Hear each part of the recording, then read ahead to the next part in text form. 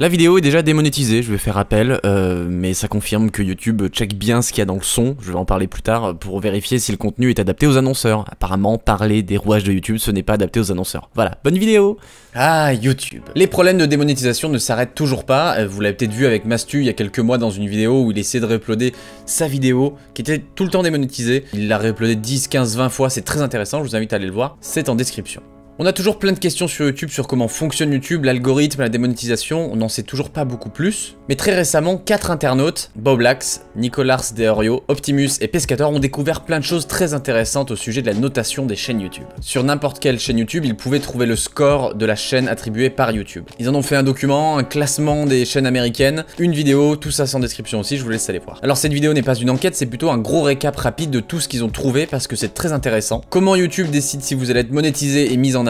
Comment décide-t-il de mettre des pubs ou non sur vos vidéos? Qu'est-ce que le P-Score et comment YouTube a très vite réagi pour cacher cette information? Quelles sont les notes des chaînes françaises? Parce que moi aussi j'ai fouillé un petit peu. Et ben c'est parti. Le P-Score est tout simplement une note attribuée à l'ensemble de votre chaîne YouTube.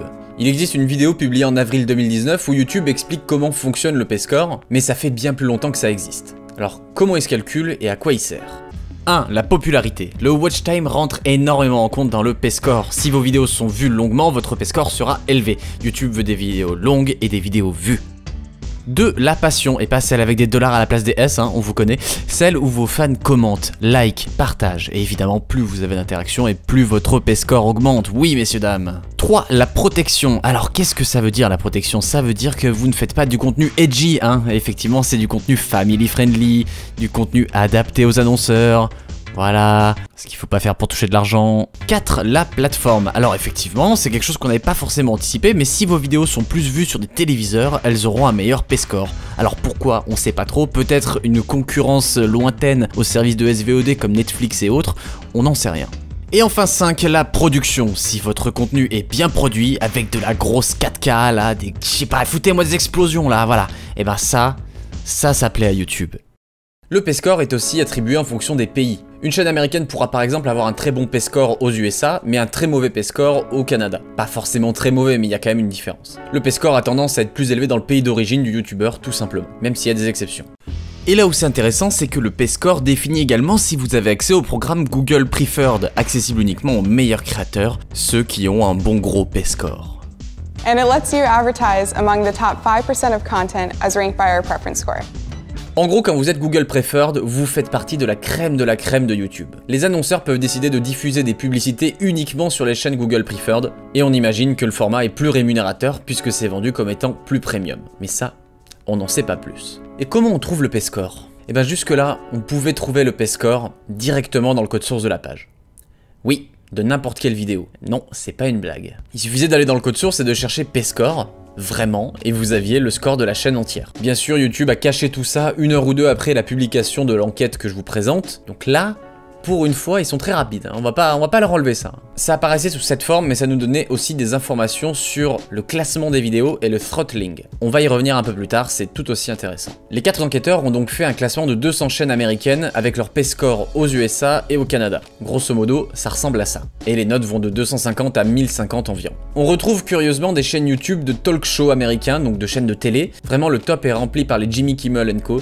C'est du bon contenu internet, ça, on adore, hein, c'est... Ah, ça fait plaisir de voir Internet briller, hein. Il y a aussi Will Smith, hein, la figure de proue du YouTube Rewind, hein. Bon, en même temps, qui n'aime pas Will Smith, ok. On retrouve aussi PewDiePie dans le top, et c'est un peu étonnant puisqu'on pensait que ses problèmes avaient peut-être eu un impact, vu qu'il a eu quand même pas mal de soucis, publiquement parlant, et finalement non, ça a l'air d'aller, en tout cas pour les annonceurs. CoComelon a aussi un très bon score, je sais pas si vous vous souvenez, dans l'enquête de la main fâchée, une chaîne de comptines pour bébés. Et ben eux ils sont très bien placés aussi. Et même si on arrive un peu tard concernant les chaînes françaises, on peut toujours trouver le P-Score à l'aide du cache de Google. Je me suis lancé dans l'exercice avec une 40aine de chaînes. Alors attention parce qu'on ne pouvait pas choisir quel P-Score allait s'afficher puisque ça dépendait du cache de Google. Donc tous les P-Scores qui seront affichés seront ceux des États-Unis, pour des chaînes françaises. Donc c'est pas entièrement fiable, mais ça nous donne un bon aperçu de ce que pourrait être le P-Score en France. Déjà, ce qui est très intéressant, c'est que le P-Score n'est pas défini en fonction du nombre d'abonnés. Alors oui, on est sur des grosses chaînes, mais on peut voir que Micode, il est au-dessus de Squeezie par exemple. Dans mon classement, on a Amixem en premier, ensuite on a Lama Fâché, voilà, des chaînes qui apparemment sont bien mises en avant et bien monétisées. Mastu s'en sort pas trop mal malgré les démonétisations, mais aussi on retrouve quelques chaînes très souvent démonétisées tout en bas du classement, comme par exemple Dans ton corps de Julien Méniel, Potatoes, Le Roi des Rats, je suis désolé les gars. À côté du P-Score, on avait une autre information très intéressante. Les classifications de vidéos. Il y a 6 catégories de classement de vidéos en fonction du contenu qu'elle contient. Tout ça a l'air de définir la monétisation et la mise en avant, les voici. Y, le meilleur, le contenu extrêmement safe qui convient à tous. G, contenu parmi le plus safe, très family friendly, obtiendra de bons CPM et un boost de P-Score car la protection est plus haute que plein d'autres vidéos. PG, c'est la même chose que G mais en un peu moins safe, en général pour la plupart des gens. Pareil, bon CPM, boost de P-Score, on est bien. Teen, c'est une catégorie très courante, elle oscille entre le family friendly et le edgy, avec un CPM correct, sauf cas exceptionnel. Mature, alors ça c'est pas très family friendly du tout, c'est classé pas safe en général, le CPM est plus bas si vous avez la chance d'avoir la monétisation. Et enfin X, c'est toujours démonétisé, la limite d'âge est par défaut et la chaîne est classée comme problématique. Voilà, ce qu'on peut retenir de tout ça, c'est que si vous voulez gagner un max d'argent sur YouTube, soyez le moins corrosif possible. En regardant le classement des chaînes françaises que j'ai fait, on se rend compte que beaucoup de youtubeurs ont leurs vidéos classées en teen. La plupart des vidéos tombent en teen, sauf cas exceptionnel. Pour quelques chaînes comme Natou, Cyril MP4, Swaneneo, Seb Lafrite ou même moi, je suis tombé sur des vidéos classées en PG. Donc ça veut dire qu'on est au-dessus, logiquement un peu mieux payé, un peu plus mis en avant. Écoutez, moi je vais pas me plaindre, hein. J'apprécie. La seule vidéo en G, donc encore au-dessus, c'est celle de Micode, mais c'est de la triche en vrai, Micode, rien que son visage est family friendly. A l'inverse, j'ai trouvé une vidéo classée en mature, et c'était sur la chaîne de notre ami le Roi des Rats. Lui, on en avait parlé, il est très souvent démonétisé, il est jamais en tendance, et je pense que ça peut s'expliquer par son P-Score justement. Surtout par rapport à son nombre d'abonnés, le P-Score est extrêmement bas, il est vraiment en bas du classement. La position de YouTube au sujet des démonétisations et de la mise en avant n'est pas forcément un mensonge, c'est juste que le système est plus complexe. C'est pas parce qu'une vidéo est démonétisée qu'elle ne sera pas forcément mise en avant, c'est juste que selon les critères de YouTube, votre contenu est moins adapté aux annonceurs, votre P-Score dégringole, votre CPM donc vos revenus aussi, et possiblement votre mise en avant. C'est même pas forcément la démonétisation directement qui entraîne ça, c'est un système global qui se mord un peu la queue.